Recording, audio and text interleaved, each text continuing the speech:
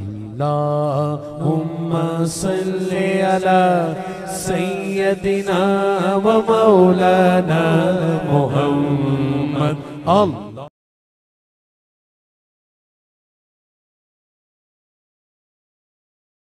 نماز کے بغیر جو اپنی زندگی گزارتے ہیں ان کی زندگی میں سوائے ٹینشن اور دکھ کے اور ہو کیا سکتا ہے؟ خشوع کے ساتھ نماز کرنا سیکھو. نماز پڑھنے کے بعد آپ ہلکے پھلکے پاؤ گے اپنے آپ کو. رقت کے ساتھ اللہ کے حضور گڑ گڑاتے ہوئے سجدے کرو, اس کا اپنا سرور پاؤ گے. اللہ اکبر. لیکن ایک بندہ کہے کہ جناب میں نماز پڑھتا ہوں لیکن ایسی کیفیت تو پیدا نہیں ہوتی, تو شیطان اس کو کہتا ہے کیا فائدہ ایسی نماز پڑھنے کا. لوگ بھی کہتے ہیں فلاں بندے سے یہ جرم بھی سرزد ہوتا ہے, نماز بھی پڑھتا ہے, اس کی نماز کو مورد الزام بناتے ہیں. تو بندہ بھی کہتا ہے چھوڑے, نماز نے مجھے کیا فائدہ دیا. لیکن کہا نہیں, نماز نہیں چھوڑنی. پہلے فرمایا نماز میں خشوع کرتے ہیں, یہاں فرمایا نماز کی محافظت کرتے ہیں. اگر کسی وجہ سے خشوع پیدا نہیں ہوتا چھوڑتے پھر بھی نہیں ہے. یہ اللہ کا فریضہ ہے. محدث کچھوچوی علیہ رحمہ سے ان کے ایک مرید نے کہا حضرت نماز پڑھتا ہوں لطف نہیں آتا, مزہ نہیں آتا. تو آپ نے حیرت سے کہا کہ اس کے باوجود پڑھتے تو ہو؟ کہا جی وہ تو اللہ کا حکم ہے, وہ تو پڑھتا ہوں. تو محدث کچھوچوی علیہ رحمہ جھومنے لگے, کہا واہ واہ تم لطف کے بندے نہیں اللہ کے بندے ہو. تمہیں سرور نہیں آتا پھر بھی پڑھتے ہو, اس کا مطلب ہے تم سرور کے لیے, مزے کے لیے, لطف کے لیے نہیں پڑھتے, تم تو اللہ کے لیے پڑھتے ہو. اللہ اکبر. تو بندہ سرور نہیں بھی آ رہا پھر بھی اپنے آپ کو کھینچ کے لا رہا ہے مسجد کے اندر. خیال تنگ کر رہے ہیں پھر بھی مصلی پہ اپنے آپ کو کھڑا کر رہا ہے. سوچے اس کو آوارہ پتے کی طرح کبھی ادھر پھینکتی ہیں لیکن پھر بھی وہ کھڑا ہوا ہے کہ میں نماز پوری کر کے جانی ہے. بار بار کبھی بھولتا ہے لیکن پھر دوبارہ نیت مان کے کھڑا ہو جاتا ہے, نہیں میں پوری کر کے جانی ہے. یہ کیوں کرتا ہے؟ میرے اللہ کا حکم ہے. تو خشوع کی وہ کیفیت نہ بھی ہو تو کہا محافظت پھر بھی کرتے ہیں. یہ خوش نصیب لوگ ہیں. اولئک هم الوارثون. یہ لوگ وارث ہیں. یہ لوگ جن میں یہ خوبی ہیں یہ وارث ہیں. کس چیز کے وارث ہیں؟ مال کے, دولت کے, کوٹھیوں کے, کاروں کے, محلات کے. کہا الذین یرثون الفردوس. یہ جنت الفردوس کے وارث. ہم فیہا خالدون. اس جنت سے وہ کبھی الگ بھی اس میں ہمیشہ رہیں گے. چونکہ موت کو بھی موت آ چکی, اب موت بھی نہیں, اب ہمیشہ رہیں گے. اللہ تعالیٰ فرمائے گا اَرَضِیتُم. جنتیوں کیا راضی ہو؟ اہل جنت کیا تم راضی ہو؟ تو وہ کہیں گے ہمیں کیا ہوا کہ ہم راضی نہ ہوں, ہمیں تو وہ ملا جس کا ہمیں تصور بھی نہیں تھا. ہمیں جنت مل گئی, محلات و قصور مل گئے. جو سب سے آخر میں جنت میں جائے گا, سب سے آخر میں, جس کو ہماری پنجابی میں پھاڑا کہتے ہیں, سب سے آخر میں, اس کو جنت میں کتنی جگہ ملے گی؟ جو بندہ سب سے آخر میں آتا اس کو دھوپ میں جگہ ملتی ہے, جو اس سے تھوڑا سا پہلے آگا اس کو برآمدے میں ملی, جو اس سے پہلے آیا اس کو اندر جگہ ملی. ایسے ہی ہوتا ہے. تو جو سب سے آخر میں جائے گا جنت میں تو وہ سب سے بڑا گناہگار ہوگا, اور جہنم کے رگڑے سہ سہ کے وہ جہنم سے نکلے گا سب سے آخر میں. بخاری شریف میں تذکرہ موجود ہے. اللہ کے حضور حاضر ہوگا اور اللہ اس بندے کو کہے گا بتا کیا چاہیے. وہ کہے گا مالک مجھے یہ چاہیے. اللہ فرمائے گا لکا ما تمنیت, جو تو نے آرزو کی جات سب کچھ میں نے تیری جھولی میں ڈال دیا. اب جنت میں چلا جائے گا. اب اس کو تو یہ ہوگا سایہ دیوار میں جگہ مل جائے تو غنیمت ہے. جنت کے کسی درخت کے نیچے جھونپڑا لگا لوں تو کافی ہے. چلو کوئی 2 مرلے کا 3 مرلے کا کٹھیا بھی مل جائے تو کافی ہے. اس کے لیے تو اتنا ہی کافی کہ جہنم سے نکل گیا. لیکن اس کو کہا جائے گا جا جنت میں چلا جا, اور تیرے لیے جنت میں دنیا سے 10 گنا جگہ ہے. دنیا سے, بخاری کی روایت, 10 گنا جگہ. یہ 7 بر اعظم پہ پھیلا ہوا جہاں, اور اس کو 10 سے ضرب دے, اتنی جگہ اس کی ہے جو سب سے آخر میں جائے گا. جب اللہ یہ فرمائے گا تو وہ کہے گا اتسخر وانت الملک. میرے رب تو مجھے رب ہو کے مذاق کر رہا ہے, مالک ہو کے مجھ سے مذاق کر رہا ہے, بادشاہ ہو کے مجھ سے مذاق کر رہا ہے. اس کو لگے گا ہی نہیں کہ مجھ کو, میں ساری زندگی پاپ کرنے والا لیکن ایمان کا چراغاں تو اندر تھا. اللہ اکبر. آج نکلے گا تو جنت میں سب سے آخر جانے والے شخص کو کتنی جگہ ملے گی؟ دنیا سے 10 گنا جگہ دنیا سے سب سے آخری شخص کو, پھاٹے شخص کو ملے گی. پھر بلال حبشی کی جاگیروں کا عالم کیا ہوگا؟ ابو بکر و عمر کی جاگیروں کا عالم کیا ہوگا؟ بابا فرید گنج شکر, داتا گنج بخش علی اجویری, شیخ احمد مجدد الف ثانی کی جاگیروں کا عالم کیا ہوگا؟ جب بندہ عزت سے سر جھکا دیتا ہے اللہ کی رحمتیں بندے پہ نازل ہوتی ہے۔ ایک روایت میں آتا ہے جب بندہ نماز کے لیے کھڑا ہوتا ہے، ابھی اس نے سجدے میں جانا ہوتا ہے، ابھی وہ قیام ہی کرتا ہے، اللہ فرماتا ہے میرے بندے کے گناہ جو ہیں اس کے بدن سے نکال کے ایک سمت کر دو، تاکہ میرا بندہ اس حالت کے اندر میرے حضور حاضر ہو کہ وہ گناہوں سے پاک اور صاف ہو۔ حضرت نبی رحمت صلی اللہ علیہ وآلہ وسلم فرماتے ہیں کہ پھر اس کے سارے گناہ اس کے بدن سے اتار کے ایک سمت رکھنی ہے، اور بندہ مصلی پہ سبحان ربی العالی کے نغمے الاپتا ہے، رکوع کرتا ہے، سجدے کرتا ہے۔ جب سلام پھیر کے نماز ختم کر کے دعا کر کے جانے لگتا ہے تو فرشتے عرض کرتے ہیں مالک یہ جو گناہ اتار کے ایک سائڈ پہ رکھے تھے یہ دوبارہ اس کو دے دیں؟ اللہ فرماتا ہے جس کی جھولی سے گناہ نکال لیے تھے دوبارہ اس کی جھولی میں نہیں ڈالیں۔ اللہ اکبر۔ اور ایک روایت کے لفظ ہیں کہ جب بندہ نماز کے لیے کھڑا ہوتا ہے اس کے کندھوں کے اوپر سارے گناہ آ جاتے ہیں اور اس کے سر کے اوپر گناہ آ جاتے ہیں۔ جب رکوع میں جاتا ہے تو کندھوں والے گناہ گر جاتے ہیں، اور جب بندہ سجدے میں سر رکھتا ہے تو اللہ تعالیٰ اس کے سارے گناہوں کو ختم کر دیتا ہے اور وہ بالکل پاک ہو جاتا ہے۔ حضرت سلیمان فارسی ایک دن ایک درخت کے نیچے کھڑے تھے، آپ نے درخت کی شاخ کو پکڑ کے جنبش دی، حرکت دی، موسم خزاں تھا، درخت کی شاخ کے سارے زرد پتے گر گئے۔ ایک صحابی پاس کھڑے تھے، انہیں پوچھنے لگے عثمان تو نے مجھے پوچھا نہیں کہ میں نے درخت کی شاخ کو یوں ہلایا کیوں ہے؟ انہوں نے کہا اچھا پھر آپ بتا دیں کہ آپ نے درخت کی شاخ کو یوں کیوں ہلایا ہے؟ کہا سنو پھر ایک دن میں اور چند صحابہ حضور کے ساتھ جا رہے تھے، رستے میں ایک درخت آیا، اس کے نیچے حضور کھڑے ہوئے، حضور نے اس طرح درخت کی شاخ کو پکڑ کے ہلایا، یوں پتے جھڑ گئے، ہم اس منظر کو دیکھتے رہے۔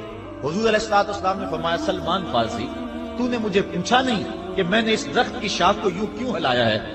تو میں نے عرض کی حضور آپ بتا دیں کہ آپ نے کیوں ہلایا ہے؟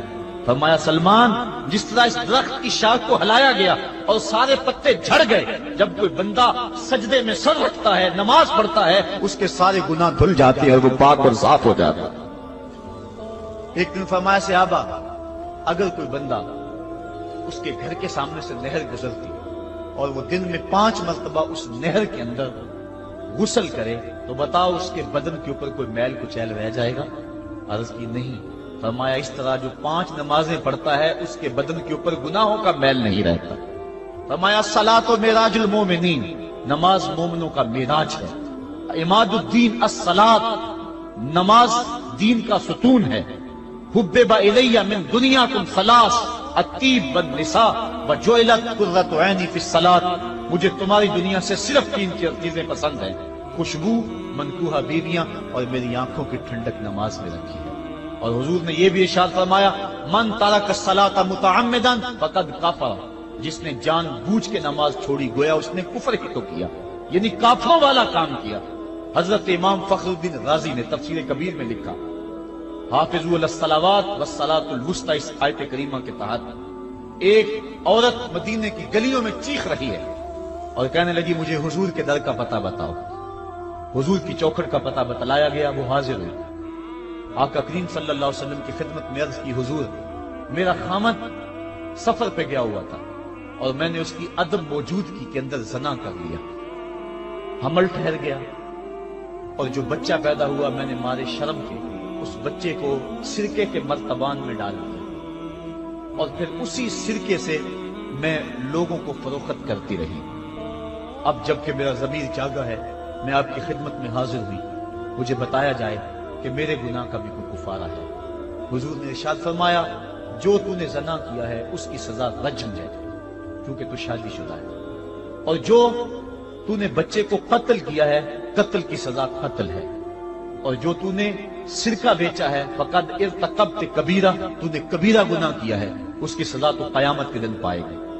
اس کے بعد حضور فرمایا ان تینوں گناہوں کی یہ سزا ہے، لیکن جس طرح تو گھبرائی ہوئی آئی تھی میں تو یہ سمجھا تھا شاید تیری نماز اثر قضا ہو گئی ہے۔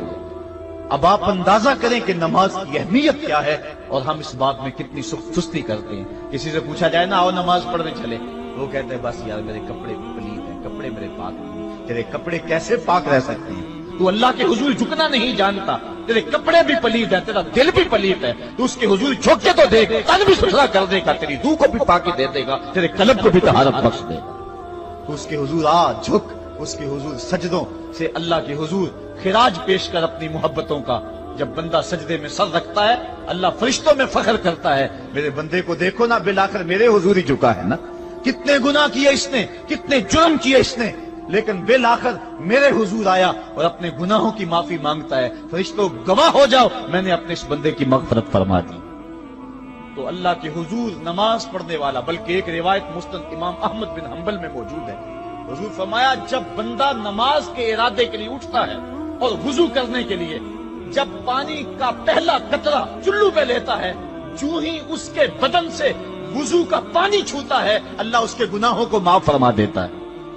جس نماز کے قصد کے لیے اٹھیں اور وضو کریں اور پانی چھوتے ہی گناہ معاف ہو جائیں، اگر اس نماز کا اعلیٰ درجہ سجدہ کر لیا جائے تو پھر مالک کی کتنی رحمت نازل ہوگی، یہ کتنی بڑی دولت ہے، یہ کتنا بڑا سرمایہ ہے جس سے ہم لوگ محروم رہ جاتے ہیں۔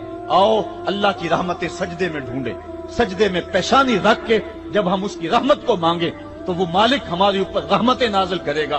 آج پوری دنیا کے اوپر مسلمانوں کے ساتھ جو حالات ہیں وہ کسی سے مخفی نہیں۔ کوئی کہتا ہے کہ معاشی طور پہ مسلمان کمزور ہیں، اس وجہ کو بھی میں تسلیم کرتا ہوں۔ مسلمان کے پاس آلات حرب و ضرب بھی موجود نہیں ہیں، اس وجہ کو بھی تسلیم کر لیا جائے۔ سیاسی طور پہ مسلمان کمزور ہیں، اس وجہ کو بھی تسلیم کر لیا جائے۔ یہ ساری وجہیں اپنی جگہ پہ، لیکن یہ بھی تو سنو، مسلمانوں کی تعداد اس وقت 1 ارب 40 کروڑ ہے۔ افرادی قوت اتنی کبھی بھی مسلمانوں کی نہیں ہوئی تھی۔ اس وقت مسلمانوں کے پاس ایٹمی طاقت موجود ہے، اتنی قوت عسکری کبھی بھی مسلمانوں کے پاس نہیں ہوئی تھی۔ 56 اسلامی ملک ہیں جن میں قیمتی معدنیات سے اور تیل کی دولت سے اور سونے کی قیمتی معدنیات سے یہ مسلمان مالا مال ہیں۔ کیا کچھ نہیں ہے جو مسلمانوں کے پاس نہ ہو، لیکن ایک دولت چھن گئی مسلمانوں کے پاس، وہ سجدے کی آبرو، وہ سجدے کی عزت، وہ پیشانی رکھ کے اس رب کو پکارنا جو سب سے اعلیٰ ہے، جو سب سے بالا ہے، جس نے موسیٰ کے فرعون کو نیل کی موجوں میں ڈبو دیا۔ کیا پوری امت مسلمہ 1 ارب 40 کروڑ انسان سجدے میں سر رکھ کے سبحان ربی الاعلیٰ کے نغمے آلات کے اپنے رب سے گزارش کریں اور اپنی امت کا رونا روئیں؟